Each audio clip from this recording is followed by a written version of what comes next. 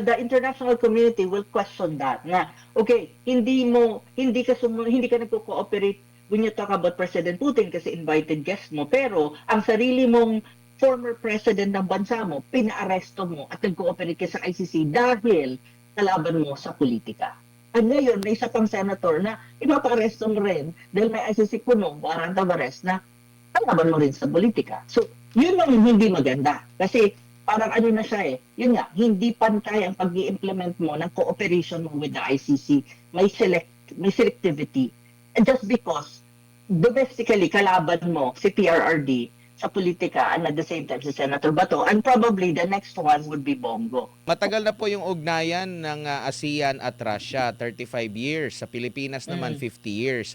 Unahin ko lang muna as a group, itong ASEAN, sa mga bansa dito sa ASEAN.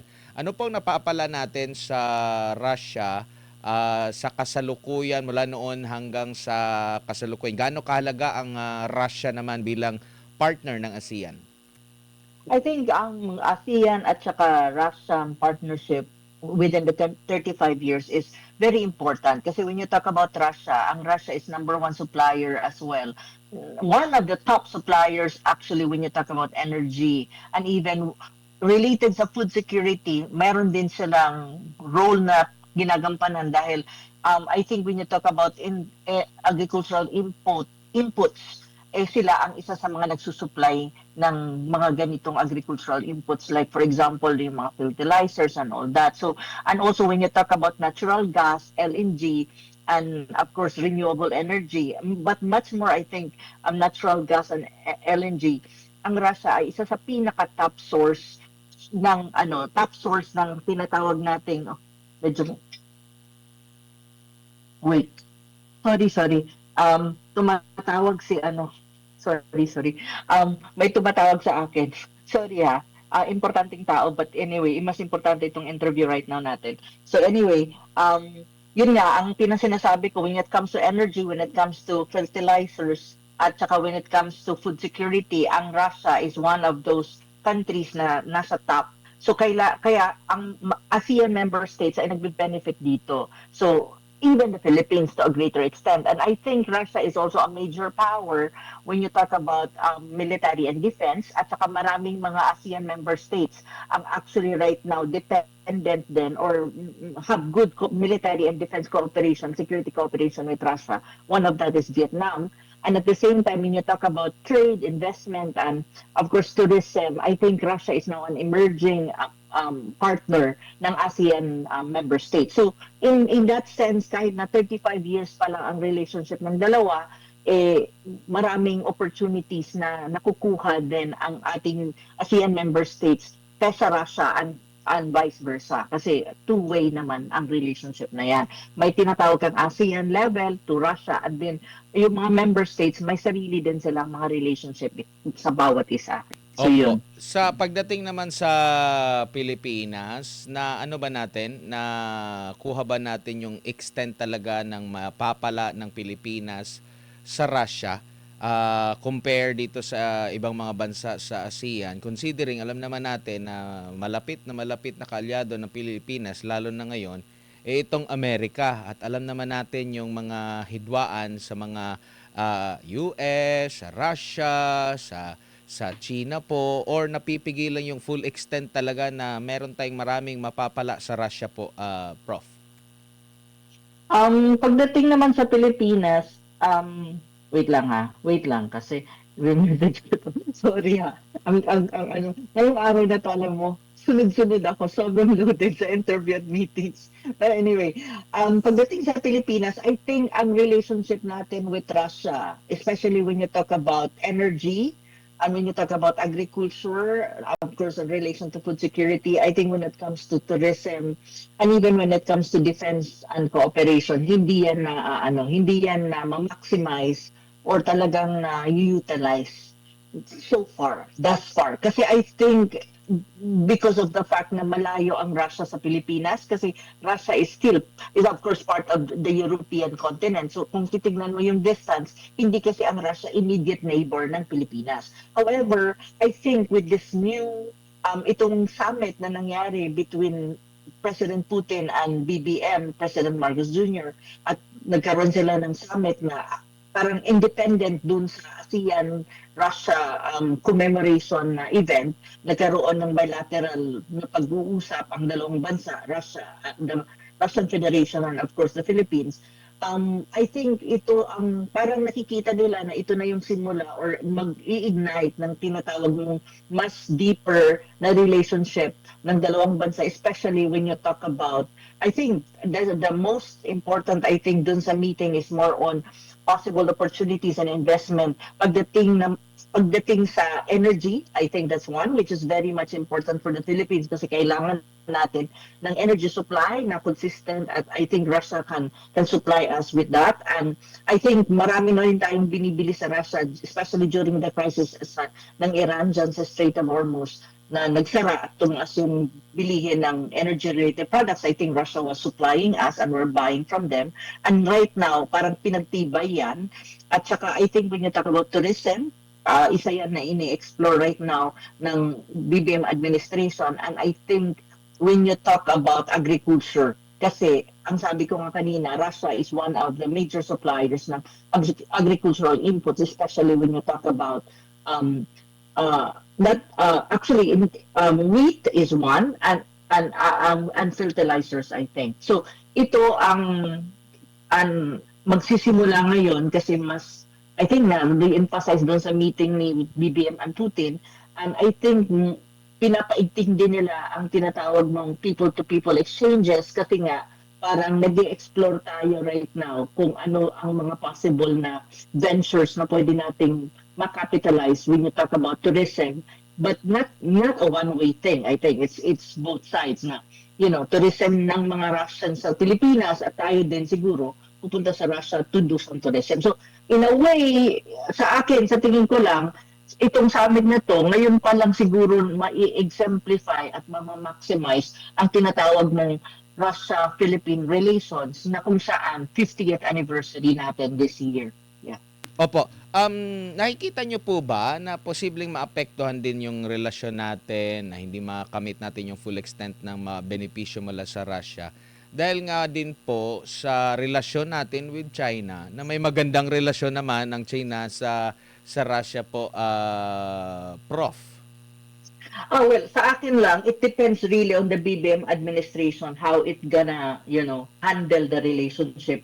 Kasi tama ka naman, Adman, ang sinasabi mo nga, ang China at Russia are best friends at the moment. So they have really close relationship, and I think major powers and they're part of BRICS, and in some ways partner yung dalawa, lalo na when you talk about BRICS and when you talk about other international relations issues and even geopolitics vis-a-vis the Western Alliance led by the United States. So makikita mo na talagang close ang Russia and China at this time. However, ang makikita mo rin at the moment yung relationship ng Philippines with regard to vis-a-vis China, medyo hindi lang medyo, talagang very challenging at ang daming issue na nangyayari at gitgitan na highly politically charged ang relationship ng China at the Philippines. So, kung titignan mo, ang tanong mo, kung makakapektuhan ba ang relationship natin na like Russia to Philippine relation, well, it really depends on BBM kasi pwede naman maging segmented yan. And I think President Putin,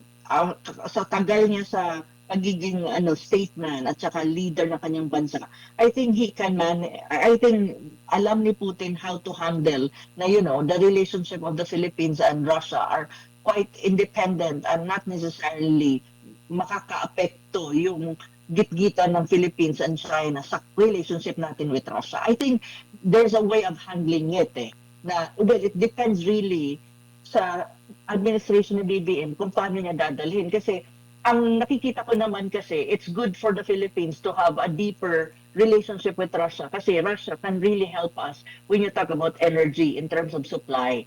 Kasi sila talaga they're suppliers of energy related products. So maganda yon for the Philippines. On the other hand, when you talk about that would diversify the sources of energy ng Pilipinas kasi tayo, importer talaga tayo ng energy-related products, especially ng natural gas, LNG, and others. So magkakaroon ng Pilipinas ng chance to diversify more its energy sources. On the other hand, when you talk about food security, makakatulong talaga din ang Russia on that. And of course, when you talk about tourism, magda-diversify tayo. And then trade is one. Kasi ngayon, pinag-uusapan din paano yung exchanges ng mga business entities ng Russia pupunta sa Pilipinas and how we can possibly have investments and exports of our goods in Russia. So in a way, this is very good for the Philippines kung ma-maximize niya yan at ma-utilize niya yan. At kung magagawa ni BBM administration, paano i-isolate ang relationship niya kay Russia na hindi maapektuhan niya ng gitgitan ng Pilipinas at ng China dyan sa South China Sea and even sometimes nai-involve ang Taiwan Strait. Kasi definitely, when you talk about relationship ng China at Russia, malakas yan. Mas malakas yan kaysa sa relationship ng Russia and Philippines. So, nasa pag-handle yan. On the part of Russia, I think I don't really have any. I think the Russians can really handle it. Kasi if you look at the Russians, they have good relation with India.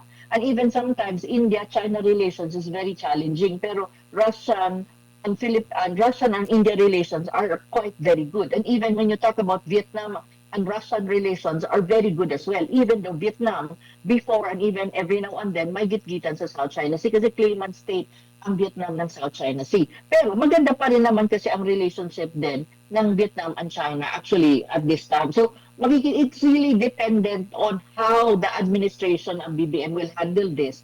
And probably the next administration, kung magkakaroon tayo ng change of leadership after 2028, yun yung magiging titignan natin. Pero I would believe that we should have a very good relation with Russia. Opo, Prof, CMJ po ito. Baka naman patawan tayo ng sanctions ng US dahil nakipag-usap tayo sa Russians. Tingin mo, Prof. That is another question. Kanina ang tanong ni Admar is China.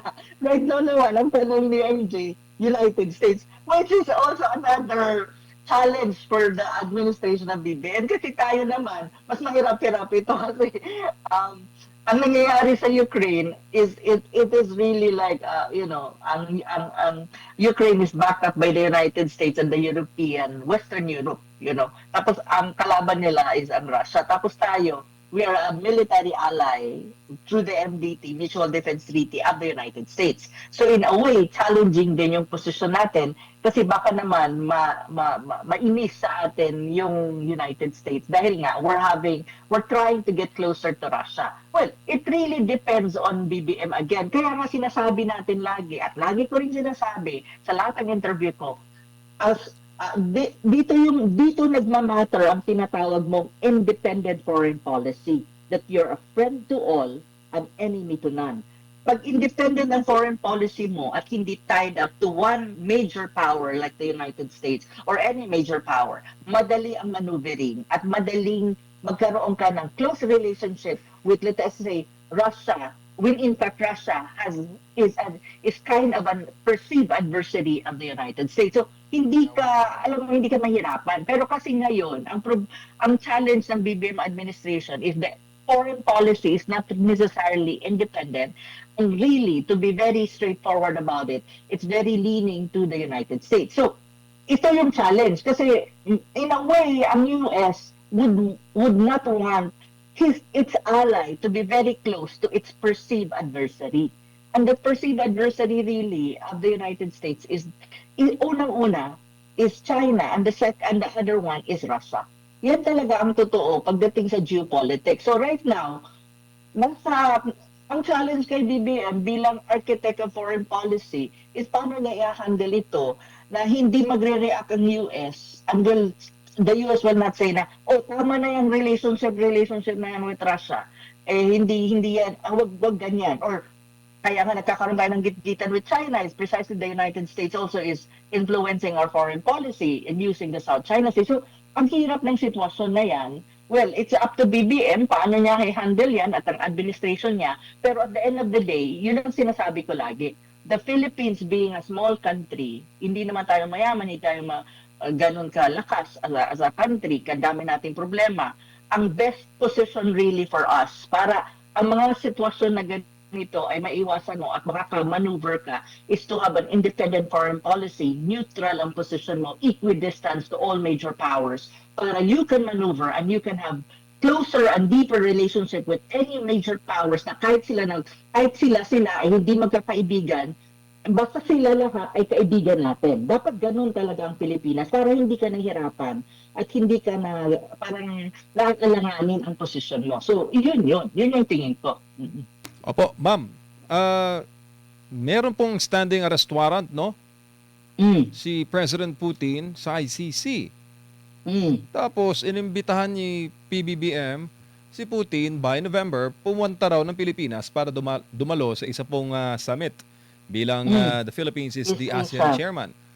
Si former President Duterte, nakulong ngayon sa ICC sa ilalim ng termino ni President BBM. Anong basa mo doon, ma'am?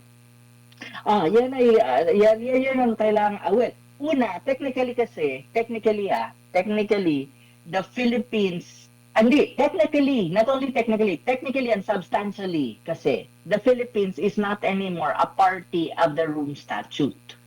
We're not a party to it. So, ibig sabihin, ang nag-withdraw tayo even during the time of PRRD kay President Duterte pa. So, ang issuance ng ICC warrant of arrest ni Putin, actually ni President Putin, actually nangyari 'yon. Wala na tayo sa ICC. We're not anymore part of the ICC because we're not anymore a party to the Rome Statute. So, in a way, wala tayong obligasyon na mag-implement or sundin ang mga directives from the ICC or wala tayong obligasyon kasi we are not anymore part of the ICC or of the Rome Statute. So, ang hindi siya sakop ng jurisdiction na ng ICC.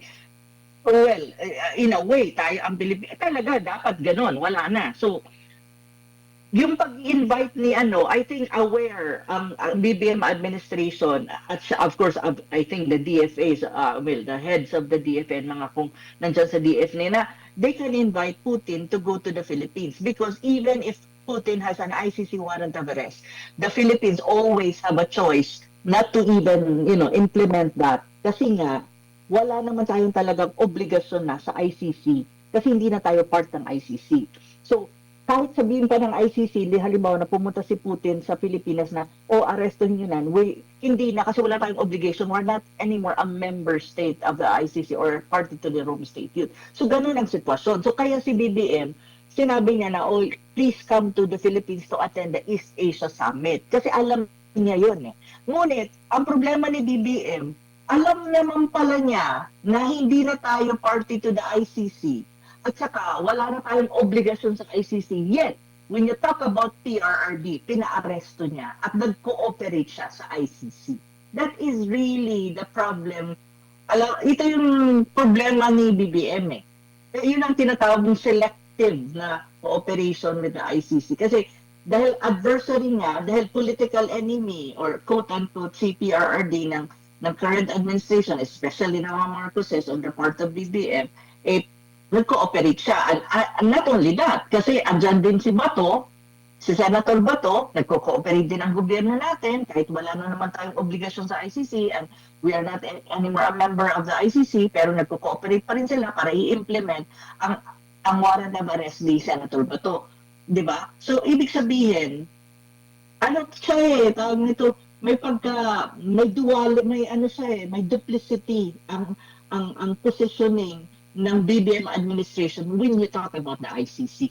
Ito yung problema eh. Kasi duplicity yan ang tawag eh. Kasi dahil political adversary niya, political enemies niya, ang mga ito, ang Duterte camp, and especially those politician allied ng Duterte at si PRRD, nakipag-cooperate. Pero, i-invite niya si Putin, kasi technically and substantially, alam niya na, kapag pumunta si Putin sa Pilipinas, even may ICC standing warrant, pwedeng sabihin kasi ng gobyerno ng Pilipinas na, wala kami pakialam dyan kasi we're not anymore party to the ICC at hindi kami susunod dyan. And at the same time kasi, pag in-invite mo ang isang presidente, lalo na ang tulad ni President Putin, of course, you have to assure na ang security ng presidente na yan, ni Putin, will be very, established at secured yan paglapag sa Pilipinas. At wala man. Or else, magkakaproblema tayo sa Russia. And definitely, Russia will not, Russia is a strong country. It's a powerful country, especially when it comes to military. I don't think the BBM administration would even dare to do anything related to that ICC arrest warrant against President Putin. I don't think so. So, I think alam ni BBM at ng administration niya yung mga pros and cons, and at the same time yung technicalities at substantial na aspect ng tinatawag ng ICC standing warrant of arrest kay President Putin at saka yung ating pagiging hindi na actually part of the ICC. So walang jurisdiction ang ICC sa atin at wala tayong obligasyon sa ICC. So ganun ang niyan. Ano yung dynamics yan at saka yung tingin ko dyan. Opo, ma'am, bago lang po si partner Admar, do you think yung invitation niya kay President Putin strategic o impulsive? Biglaan lang, naisip lang. Sige, punta ka sa amin.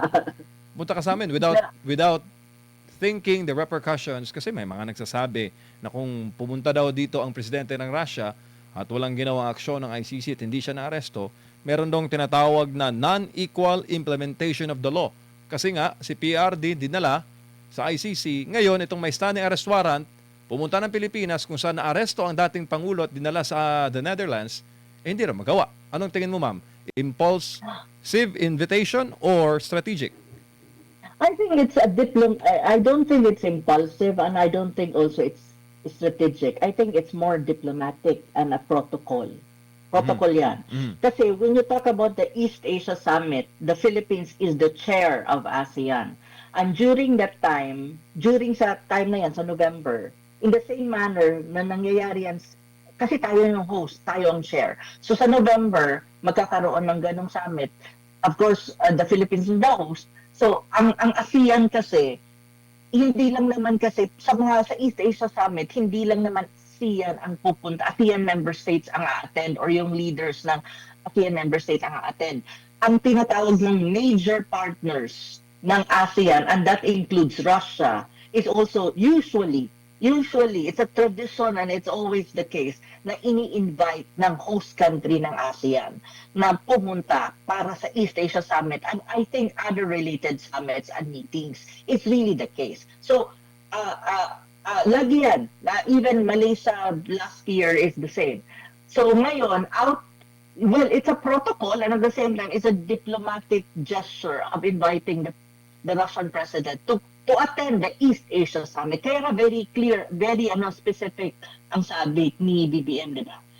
East Asia Summit. Because really, you need to invite the major partners, and Russia is one. Kasama dyan ang China, the United States, and even other countries na tinatawag nating major powers. So even India, I think, if they want to invite, they can. So ganun yun. Pero so hindi ko siya masasabing impulse kasi definitely si BBM ay briefed ng mga tao niya sa paligid niya and actually of course I think by the DFA or even by the secretary of the DFA, and I think hindi rin siya strategic in many ways, but I think it's more a diplomatic gesture sa akin. Now, as to the consequences of that invitation, kung mag-a-attend nga ba at pupunta nga ba si President Putin sa Pilipinas sa November, yan ay ating makikita at yan ang titignan natin kung mayroon nga ba. Kasi, well, I think, ang bola kasi dyan, when you talk about this ICC arrest warrant, it's always on the host country. Like for example, President Putin went to Indonesia. Wala, di ba? Kasi ang Indonesian government before, sinabi lang nila, well, hindi namin ino-honor yung ICC warrant of arrest against President Putin. So, President Putin can fly. Well, it depends on the Philippines at the moment kung anong gagawin ni BBM. Pero, ang mahirap lang kay BBM, when you talk about optics internationally, it's like, the international community will question that. Na, okay, hindi ka nagko-cooperate when you talk about President Putin kasi invited guest mo. Pero, ang sarili mong former president ng bansa mo, pina-aresto mo at nag-cooperate ka sa ICC dahil kalaban mo sa politika. At ngayon, may isa pang senator na ipapa-aresto mo rin dahil may ICC puno, warrant of arrest na kalaban mo rin sa politika. So, yun ang hindi maganda. Kasi parang ano na siya yun nga, hindi pantay ang pag-i-implement mo ng cooperation mo with the ICC. May selectivity. And just because domestically kalaban mo si PRRD sa politika and at the same time si Senator Bato, and probably the next one would be Bongo. Oh, yun yung mahirap kasi the international community will look at it. And even I think President Putin and the rest of the Russians, they know this very well.